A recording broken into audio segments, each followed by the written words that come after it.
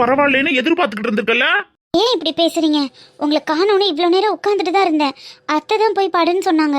ரூமுக்கு கூட போகாம சோஃபாலேயே படுத்து தூங்கிட்டு இருக்கேன். உங்களுக்காக தாங்க வெயிட் பண்ணேன். யாரு? எனக்காக வெயிட் பண்றவ தான் இப்படி கொரட்டை விட்டு படுத்திருப்பாளா? நான் முழிச்சிருக்கிறது தூங்குறதெல்லாம் இருக்கட்டும், நீங்க ஏன் இவ்வளோ லேட்டா வரீங்க? 12 மணி வரைக்கும் வெளியில என்ன வேலை? 12 மணி வரைக்கும் என்ன வேலையா? எனக்கு 1008 வேலை இருக்கும்டி. அதெல்லாம் நீ ஏன் கேக்குற? என்னைய கேள்வி கேட்கற அளவுக்கு நீ பெரிய ஆள் ஆயிட்டியா? இதில் என்னங்க இருக்கு? நான் வெளியில போயிட்டு வந்தா நீங்க கேக்குறீங்கல்ல, உங்களை நான் கேட்டா என்ன தப்பு? நான் கேப்பண்டி. ஏன்னா நான் உன் புருஷன். என்னைய கேள்வி கேட்கறதுக்கு நீ யாரு? நான் உங்க பொண்டாட்டிங்க. உங்களை கேள்வி கேட்கறதுக்கு எனக்கும் எல்லா ரைட்ஸும் இருக்கு. என்னையவே எதிர்த்து பேசுறியா? உன்ன என்னடி கைய பிடிக்கிற? நைட்டு 12 மணிக்கு நான் வெளியில போய் ஊர் சுத்திட்டு வந்து இந்த மாதிரி நீங்க என்ன கேள்வி கேட்டா என்ன அடிக்கிறது என்ன? என்ன கொல்றதுக்கு கூட உங்களுக்கு எல்லா ரைட்ஸும் இருக்கு. ஆனா இன்னைக்கு நீங்க வெளியில போய் ஊர் சுத்திட்டு வந்திருக்கீங்க. என்ன கேள்வி கேட்கறதுக்கு உங்களுக்கு எந்த ரைட்ஸும் இல்ல. மரியாதையா எங்க வெளியில போய் ஊர் சுத்திட்டு வந்தீங்கன்னு எனக்கு சொல்லுங்க. இல்ல எனக்கு விழுக போன அடி உங்களுக்கு விழுகும்.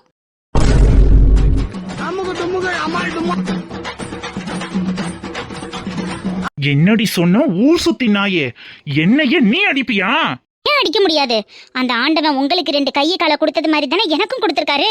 நீங்க அடிச்ச 10 அடியில என்னால திருப்பி ஒரு அடி கூட அடிக்க முடியாம இருந்திருப்பேன். இத்தனை வருஷமா நான் வாயை மூடிட்டு பொத்திட்டு இருந்ததுக்கு காரணம் எல்லாமே உங்க மேல இருக்கிற பயத்தினால இல்ல, உங்களை பெத்தவங்க மேல நான் வச்சிருக்கிற மரியாதையினால. என்னடி டிராமா பண்றியா? டிராமா பண்றது நான் இல்ல, நீங்க தான் டிராமா பண்றீங்க.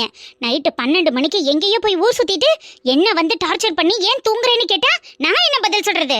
எங்க போயிட்டு வரீங்க முதல்ல? இன்னி நேரத்துல உங்களுக்கு வெளியில என்ன வேலை? ஆபீஸ் முடிஞ்ச 5 மணிக்கெல்லாம் எப்போது வீட்டுக்கு வந்துருவீங்கல்ல? 12 மணி வரை எங்க போய் சுத்திட்டு வரீங்க? எவ கூட போய் சுத்திட்டு வரீங்க?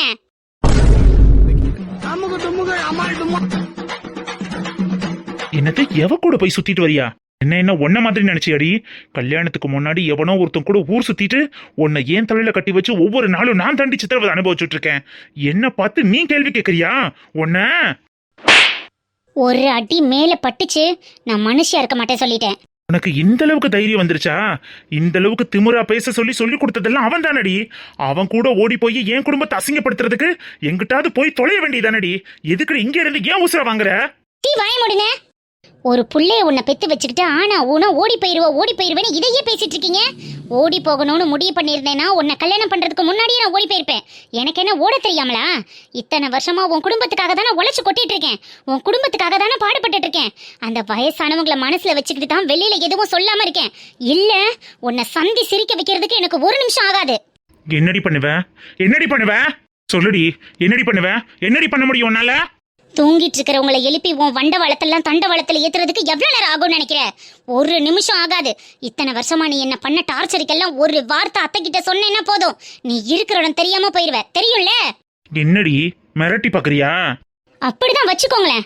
உங்களுக்கு தைரியம் இருந்தா இப்பவே போய் இவ இப்படிதான் கல்யாணத்துக்கு முன்னாடி யார் கூடயோ சுத்திட்டு வந்து இன்னைக்கு என்ன கல்யாணம் பண்ணி என்னை விட்டுட்டு ஓடி போக பாக்குறான்னு உங்க அப்பா அம்மா கிட்ட போய் சொல்ல வேண்டியதானே? யார் வேணானா? அதுக்கு உங்களுக்கு தைரியம் இல்லல, அதுக்கு உங்களுக்கு தில் இல்லல. இப்ப நான் ஓபன் சேலஞ்ச் பண்றேன். இந்த நிமிஷம் உங்க பெத்தவங்க 2 பேரையும் எழுப்பி கொண்டு வந்து உன் முன்னாடி நிப்பாட்டுறேன். நான் எப்படிங்கறத நீ அவங்க கிட்ட சொல்லு, நீ எப்படிங்கறதையும் நானும் சொல்றேன்.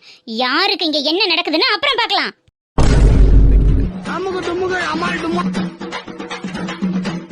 என்னடி எழுப்ப மாட்டேன்னு தைரியத்துல பேசுறியா? எழுப்ப மாட்டீங்கிற தைரியம்லாம் இல்ல, நான் உத்தமி, ஒழுங்கானவ, ஒழுக்கமானவன்கிற தைரியம். மடியில கணம் இருந்தாதான் வழியில பயம் இருக்கும். என் மடியில எந்த கணமும் இல்ல, அதனால என் வழியில எனக்கு எந்த பயமும் இல்ல. உங்களுக்கு தைரியம் இருந்தா, உங்களுக்கு தில் இருந்தா, உங்க மடியில கணம் இல்லனா இப்பவே போய் அத்தை மாமாவை எழுப்பி கொண்டு வந்து இவ இப்படிதாங்கிறத சொல்லுங்க. நீங்க யாருங்கிறத ப்ரூவ் பண்ணுங்க. நான் எப்பேற்பட்ட கெட்டவன்கிறத ப்ரூவ் பண்ணுங்க. யாருக்கு இங்க என்ன நடக்குதுன்னு பார்க்கலாம் தானே சொல்றேன். ஓப்பன் சேலஞ்ச் கட்டுறேன். இப்பவே உங்க அம்மா அப்பாவை எழுப்பி கூட்டிட்டு வாங்க. நீங்க எழுப்புறீங்களா இல்ல நான் எழுப்பட்டுமா?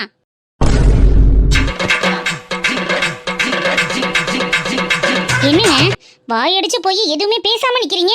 நீங்க எழுப்புறீங்களா இல்ல நான் எழுப்பட்டுமா? உங்களுக்கு கஷ்டமா இருந்தா சொல்லுங்க. நான் வேணும்னா அத்தை மாமாவை எழுப்பி இப்பவே இந்த பிரச்சனைக்கு ஒரு முடிவை கட்டுறேன். கல்யாணத்துக்கு முன்னாடி கண்டவன் கூடவும் ஊர் சுத்தி என்ன ஏமாத்தின உனக்கு இவ்வளவு தைரியம் வந்துருச்சுல்ல? எல்லாமே அவன் கொடுத்தது தானடி. ஒரு நாள் இருக்குடி, உனக்கும் இருக்கு அவனுக்கும் இருக்குடி. ஐயோ சாமி, அந்த ஒரு நாள் வேண்டாம் தான் நானும் சொல்றேன். இப்பவே இந்த நிமிஷமே என்னங்கறத பைசல் பண்ணிருவோம். எத்தனை காலத்துக்கு நானும் உங்ககிட்ட அடியும் உதையும் மிதியும் வாங்கி செத்து செத்து சுண்ணாம்பாகிறது. இதுக்கு மேல என் உடம்புல தெம்பு கிடையாது, என் மனசுலயும் பலம் கிடையாது. தயவு செஞ்சு இப்பவே இந்த பிரச்சனைக்கு ஒரு முற்றுப்புள்ளி வைங்க. நான் யாரு எப்படிங்கறத எல்லார்கிட்டயும் சொல்லுங்க. உங்களுக்கு மட்டும் தெரிஞ்ச உண்மை எல்லாருக்கும் தெரியட்டுமே. நான் எப்பேற்பட்டவன்னா அவங்களும் தெரிஞ்சுக்கட்டும். இதுல என்னங்க உங்களுக்கு பயம்? ஏய், உன்ன மாதிரி ஒரு அசிங்கம் பிடிச்சவளை கல்யாணம் பண்ணிட்டமேன்னு நானே ஒவ்வொரு நாளும் நொந்து செத்துட்டு இருக்கேன்டி. என்ன பெத்தவங்களும் அதை நினைச்சு கவலைப்படணுமா? இந்த ஊரே என் குடும்பத்தை பார்த்து சிரிக்கணுமா? ஆமா சாமி, நான் அசிங்கம் பிடிச்சவளை கண்டுதான் 24 மணி நேரமும் இதே வீட்டுல உட்காந்து நீங்க எவ்வளவுதான் அடிச்சாலும் மிதிச்சாலும் உங்களுக்கு சேவகம் பண்ணிக்கிட்டு உங்க குடும்பத்துக்கு சேவகம் பண்ணிக்கிட்டு இங்கேயே இருக்கேன். நீங்க ரொம்ப நல்லவரை கண்டுதான் நைட்டு 12 மணிக்கு திருட மாதிரி கதவை திறந்து எங்கேயோ போனது மாதிரி போயிட்டு வந்துட்டு இருக்கீங்க. இதுல யாரு நல்லவங்க யாரு கெட்டவங்கன்னு நீங்க ஆர்கியூ பண்றீங்களா? என்ன ஜட்ஜ் பண்றதுக்கு உங்களுக்கு எந்த ரைட்ஸும் கிடையாது.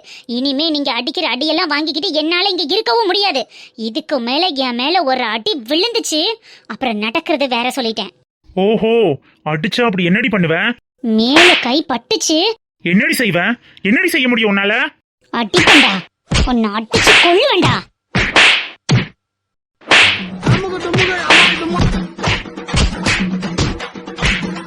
மடோனா, ஐயோ அத்தையா, என்னங்க என்னங்க எந்திரிங்க. என்னங்க என்னம்மா இப்படி விழுந்து கிடக்க? என்னங்க எந்திரிங்க, அத்தை வந்திருக்காங்க. என்னங்க என்னம்மா நடக்குதுங்க? அத்தை போதையில நடந்து வரேன்னு தடுமாறி கீழே விழுந்துட்டாரு அத்தை. போதையில இந்த நாய்க்கு என்ன நடந்தாலும் தெரியாதுங்கிறதுனாலதான் எதுவுமே திட்டாம போய் படுறான்னு சொன்னேன். வந்து இங்க இப்படி கவுந்து கிடக்கானா? ஆமா அத்தை, நிறைய குடிச்சிருக்காரு போல் இருக்கு. எதுக்குமா நீ தாங்கிக்கிட்டு இருக்க? நான் தான் உன்னை அப்பவே போய் படுன்னு சொன்னேன்ல, நீ போய் படு போ. புதுசா பழக்கம் கத்துட்டு வந்து புதுசா குடும்பத்தை சீரழிக்க பாக்குறேன். இது மட்டும் அவங்க அப்பாருக்கு தெரிஞ்சிச்சு என்னத்த சொல்ல. ஊருக்கே பஞ்சாயத்து பேசுற ஒரு மையன் இப்படி குடிச்சிட்டு வந்து ரவம் பகலும் கூத்தடிக்கிறான்னு தெரிஞ்சா இந்த ஊர் ஆளுக்கு நம்மள காரி துப்பிட மாட்டாங்க. நல்ல புள்ள பத்தி வச்சிருக்கேன் பாருண்ணா, என் புத்திய செருப்பகலட்டி அடிக்கணும். வருத்தப்படாதீங்க அத்தை, நான் இவரை பாத்துக்கிறேன், நீங்க போய் படுத்துக்கோங்க. அவனையெல்லாம் நீ ஒன்னும் பார்க்க வேணாம், நீ போய் படுத்து தூங்குற வேலையை பாரு. அவனுக்குத்தான் பொழப்பில்ல இப்படி குடிச்சிட்டு தெரியறியான், நம்மளுக்குமா பொழப்பில்ல? காலையில எந்திரிச்சதுல இருந்து ஊருப்பட்ட வேலை இருக்கு. இன்னைக்கு மழை பெஞ்சிச்சுன்னா நாளைக்கு விதப்பு விதைக்கணும், வயலுக்கு போகணும், நேரம் ஆயிடுச்சு. நீ போய் படுக்கிற வேலையை பாரு. சரிங்க அத்தை. விட்டுட்டு போய் தூங்குமா நீ முதல்ல. நாய் இருந்தா இருக்கு, செத்தா சாவுதுன்னு விட்டாதான் இதெல்லாம் சரிப்பட்டு வரும். உட்காந்து தாங்கிக்கிட்டு தெரிஞ்சோம்னா நம்மளையே ஏறி மேய்ஞ்சிட்டு போயிருவேன். நீ போ, காலையில வேலை இருக்குல்ல, போய் படுவோ. காலையில தன்னால போத தெளிஞ்சு நாய் எந்திரிச்சு வந்து அம்மா ஒம்மான்னு தெரியும், அப்ப பாத்துக்கிறேன். சரிங்க அத்தை. தண்ணி மேல சத்தியம் செய்றேன், தொடாம உன்ன விட மாட்டேன். இனி கட்டி எனக்கு எந்த வேலை செஞ்சாலும் அத்தை கிட்ட கேட்காம செய்யக்கூடாதுன்னு அவர் சொல்லிட்டு போயிட்டாரு.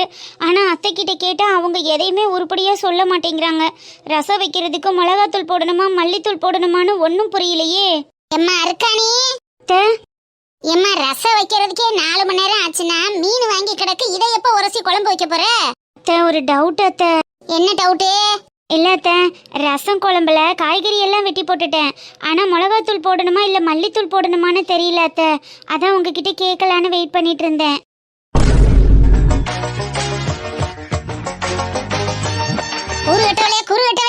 அலமேலு மருமகளை விட அடுத்தபடியா வந்து சேர்ந்திருப்ப போல இருக்கடி. ரசத்துல காய்கறி வெட்டி போட்டதே தாங்க முடியல, அதுவே பெரிய கொடுமை. இதுல மிளகாத்தூள் போடவா மல்லித்தூள் போடவான்னு என்னட்டையே கேக்குறேன். எதா இருந்தாலும் உங்ககிட்ட தான் கேட்டு செய்யணும்னு நீங்க தானே அத்தை சொன்னீங்க. அதாண்டி நான் பண்ணின பெரிய தப்பு. ஆமா, நீ முன்ன பின்ன ரசம் குடிச்சிருக்கியா குடிக்கலையா? உன் ஆத்தாப்பு உனக்கு ரசம் வச்சு ஊத்துனது இல்லையா? சாப்பிட்டிருக்கேன் அத்தை. எங்க அம்மா வைக்கிற ரசத்துக்கு நான் ரொம்ப அடிமை, ரொம்ப ருசியா இருக்கும் அத்தை. நல்லா தானடி திண்டு கொளுத்துட்டு வந்திருக்க, அப்புறம் என்ன ரசத்துல காய்கறி வெட்டி போட்டிருக்கோங்கிற? ஐயோ, மீன் கிளீன் பண்ணாம இருந்ததுனால நான் காய்கறியை வெட்டி போட்டுட்டேன் அத்தை. அப்ப மீனை தான் அதுல போடணுமா?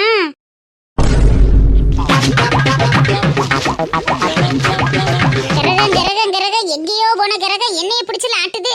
நல்லா வச்சிருக்காவாரு ஒரு சட்டி நிறைய ரசத்துக்கு புளிய கரைச்சு ஊத்தி குழம்பு, காய்கறி இருக்கிறதெல்லாம் வெட்டி போட்டு இப்படி வீணா ஆக்கி வச்சிருக்கேடி. நல்ல வேலை மீனை உன் கண்ணுல காட்டல, இல்லைன்னா அந்த மீனையும் தூக்கி அதுல போட்டு மீன் குழம்பு ரசம்னு வச்சிருப்பீல நீ. ஐ, மீன் குழம்பு ரசம் நான் இதுவரை கேள்விப்பட்டதே இல்ல அத்தை. உங்களுக்கு அது செய்ய தெரியுமா? ப்ளீஸ் அத்தை, எனக்கு செஞ்சு தரீங்களா? நீ பைத்தியமா இல்ல பைத்தியம் மாதிரி நடிக்கிறியாடி? ஐயோ கடவுளே, இந்த நெடுவாளிய கூட ஒரு வங்கல வைக்கலாமோல. இது பெரிய ஏழ்றையாவில் வந்து சேர்ந்துருக்கு. ஒரு ஊருக்கு ஒரு கிறுக்கு இருந்தா பத்தாது, ஊரெல்லாம் கிறுக்கா தெரிஞ்சா எங்க வருது? கடவுளே கடவுளே, எப்பேற்பட்ட ஆளுக்களோ கூட்டி கொண்டு வந்து வைக்கணும், மருமகளாக்கி பார்க்கணும்னு ஆசைப்பட்டேன். இப்படி ஒரு பைத்தியம்ல எனக்கு வந்து மருமகளா வச்சிருக்கு. போய் தோலை, இந்த மீனை போய் உரசி கழுவிட்டு வா. உரசணுமா இல்ல கழுவணுமா அத்தை? உரசி தண்டி கழுவனு. மஞ்சட்டியில் எம்பட்டுக்கான உப்பள்ளி போட்டு நல்லா உரசி தண்ணி ஊத்தி கழுவிட்டு வா போ. சரிங்க அத்தை. கழுவிட்டு வந்தோடனே ரசத்துல தூக்கி போட்டுக்கலாம். நீ போத்த உசுர வாங்கி தொலையாம. எதா இருந்தாலும் இவர் அத்தை கிட்ட தான் கேட்க சொல்லியிருக்காரு.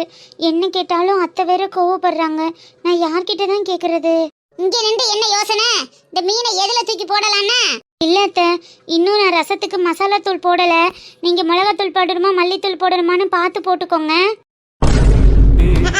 யாரு செஞ்ச பாவம் இது எந்த நெஞ்சு தாங்குறது? என்னம்மா நிம்மி, நானும் காலேஜ்ல இருந்து வந்ததுல இருந்து பாக்குறேன் 24 மணி நேரமும் பேப்பரும் கையுமா ஒரேதான் கணக்கு பண்ணிக்கிட்டே இருக்கியே. என்ன கணக்கு பண்ற?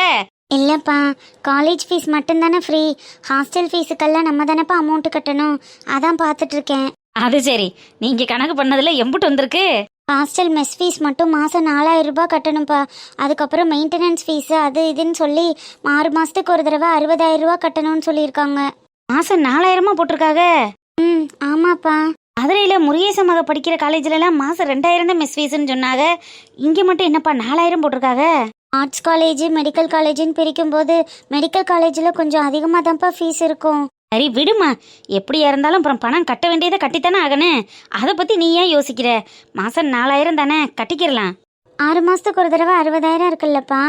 ஆமாடா, சாப்பிட்றதுக்கு மட்டும்தான் இப்படி சொல்லியிருக்காங்க. அப்புறம் தங்குறதுக்கு அந்த கட்டில் மெத்தை சுத்தம் பண்ணுறவங்களுக்கு காசு கொடுக்கணும். அவங்களும் அப்படி இப்படின்னு நிறைய செலவுகள் இருக்குல்லம்மா.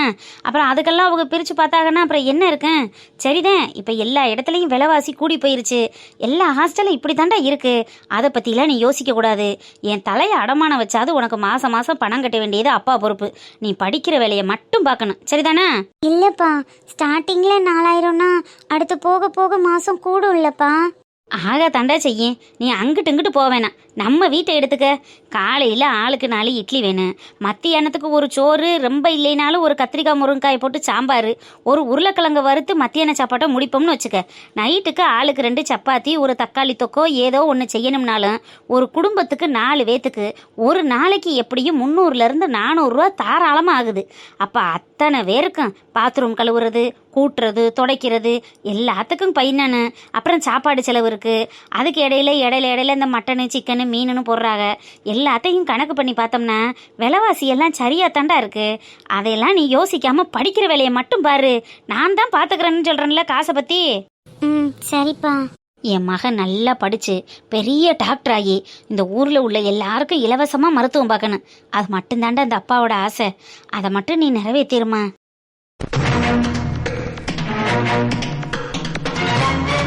நான் கண்டிப்பா நல்லா படிப்பேன்ப்பா, நீங்க கவலைப்படாதீங்க. நிம்மி நிம்மி அம்மா, காலையில இருந்து இதை போட்டு தேய்யணும் தேய்ச்சி கையை தேஞ்சு ஒன்னதான் மிச்சம். நல்ல பளபளன்னு இருக்குல்ல பக்கெட்டு. அம்மா, இது பின்னாடி கிடந்த பெயிண்ட் வாலி தானே? அம்மா, எப்படி ஆக்கிட்டேன் பத்தியா? அம்மா அழுக்க பூரா தேய்ச்சி எடுத்து பளபளன்னு வெள்ளை வெள்ளையர்னு ஆக்கிட்டேன்ல. நல்லா இருக்குல்லம் டீ. ஏன் நிக்கலி, இதை எதுக்கு இப்போ வேலை இல்லாத மாதிரி போட்டு தேய்ச்சிட்டு கிடக்க? அதில் ஏதாவது செடி கிடி வாங்கி நட்டு விடலான்னு பார்த்தேன், மண்ணை போட்டு. அம்மா, செடி நடுவிய செடி ஒரு பக்கெட் ஒன்று என்ன விலை விற்கிது? செடி நடுறதுக்கு இடம் இல்லையாக்க உங்களுக்கு? பக்கெட்டில் நிறைய இல்லடி, சின்ன சின்ன செடியெல்லாம் இப்போ பக்கெட்டில் வச்சுக்கிறாங்கல்ல, அது மாதிரி பக்கெட்டில் வைக்கலான்னு பார்த்தேன். ஏன் அந்த பக்கெட் என்ன செய்ய போற? என்ன செய்ய போறேனா? என்ன மாமா இப்படி கேக்குறீங்க? நேற்று ஹாஸ்டலுக்கு தேவையான பொருட்கள்லாம் வேணும்னு எழுதி கொடுத்து விட்டுருந்தாங்கல்ல, அதெல்லாம் மறந்துட்டீங்களா? ஆமாம், பிள்ளைக்கு தேவையான சாமானெல்லாம் எழுதி கொடுத்துருந்தாங்க. அதுக்கு இந்த பக்கெட்டுக்கு என்ன சம்மந்தம்? எல்லாத்தையும் இந்த மனுஷனை வச்சுக்கிட்டு குளிக்கிறதுக்கு பக்கெட்டு வாளி வேணும், அப்புறம் அள்ளி ஊற்றி குளிக்கிறதுக்கு கப்பு வேணும், துணிமணி துவைக்கிறதுக்கு சோப்பு சீப்பு அது இதுன்னு எம்பிட்டு வேணும்னு சொல்லியிருந்தாங்க. மற்ற சாமான்களை கடையில் வாங்கிக்கிறலாம். வாளியும் கப்பும் தான் நம்ம வீட்லயே கிடக்குல்ல. புள்ள 4 பேர் இருக்கிற இடத்துல படிக்க போகுதுன்னு காலையிலேருந்து ப்ளீச்சிங் பவுடரையும் உப்பு சொப்பையும் வச்சு தேய்ச்சி பலன்னு கொண்டுட்டு வந்திருக்கேன். இதைத்தான் மாமா பிள்ளைக்கு ஹாஸ்டலுக்கு கொடுத்து விடணும்.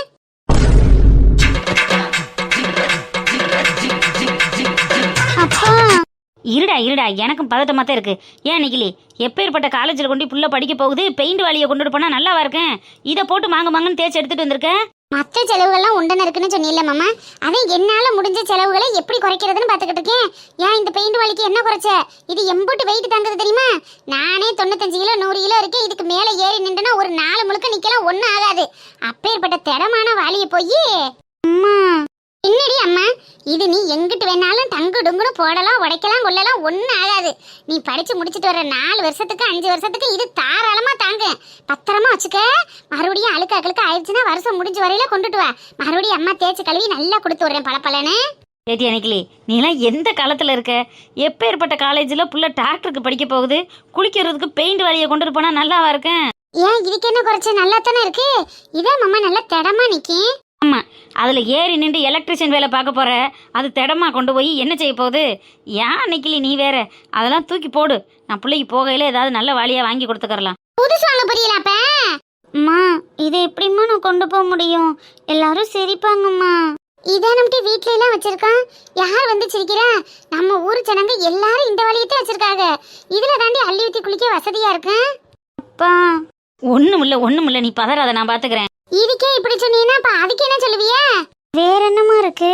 இது தம்பி உனக்கு பிடிக்காது. 18 வருஷத்துக்கு முன்னாடி நம்ம தாத்தா அம்மா கல்யாணத்துக்கு சீதனமா கொடுத்த ஒரு சீதனம் இருக்கு. அதை உனக்கு கொடுத்து விடுறதுக்காண்டி அதையும் கழுவி காய வச்சிருக்கேன். இரு எடுத்துட்டு வரேன். அப்பா அடுத்து என்னப்பா எடுத்துட்டு வர போறாங்க? 18 வருஷத்துக்கு முன்னாடி உங்க தாத்தா அந்த வீட்டுக்கு கொடுத்த ஸ்பெஷல் ஐட்டம் உங்க அம்மா மட்டும்தான். அவளை நீ ஹாஸ்டலுக்கு கூட்டிட்டு போக முடியாது. அவ வேற என்ன ஸ்பெஷல் ஐட்டத்தை வச்சிருப்பா? இரு பொறுத்திருந்து பாப்போம்.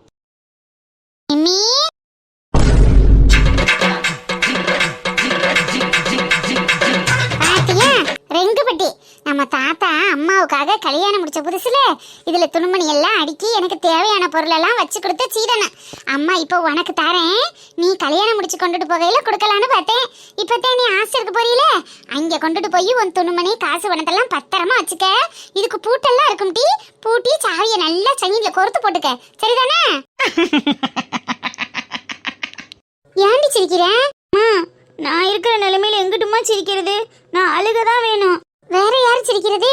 வேற யாரு உன் வீட்டுக்குள்ள வருவா? நான் தான். பாட்டி நெடுவாளி. என்ன வாட்டி நெடுவாளி போட்டி நெடுவாளின்னு? 18 வருஷத்துக்கு முன்னாடி உங்க அப்பா கொடுத்த இந்த சீதனத்தை காயிலாங்கடையில கொடுத்தா கூட 2 பேரிச்சம்பழம் கொடுக்க மாட்டேன். அதை கொண்டு போய் பிள்ளைய ஹாஸ்டலுக்கு எடுத்துட்டு போக சொல்ற? கொஞ்சமாவது அறிவு இருக்காக்கா உனக்கு?